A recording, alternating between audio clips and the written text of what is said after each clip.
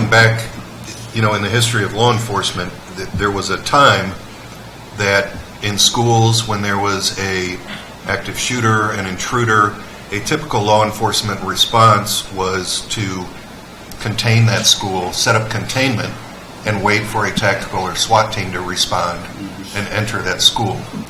And today in law enforcement and with St. Louis County, we're teaching a different aspect all over the county where the first responding officers are entering that school.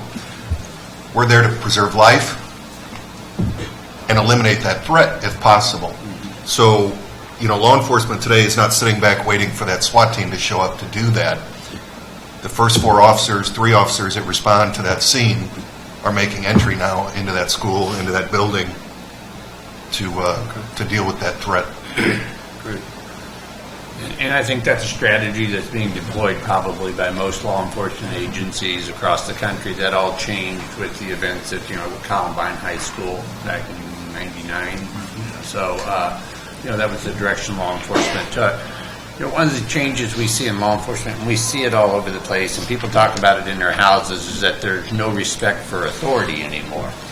And I don't know that that's the correct terminology that we should be using. It's not that the children that are out there today or the young adults don't respect authority, that they've become, because of the nature of our society, they've become comfortable in questioning authority, or not necessarily questioning it, but challenging the rules.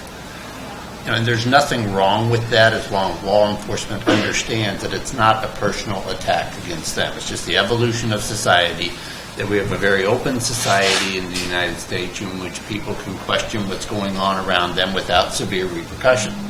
And we try to make sure that our officers understand that just because somebody tells you no doesn't necessarily mean they're disrespecting you, but they want you to be able to back up with what you're saying with more than because I told you so. Okay, good.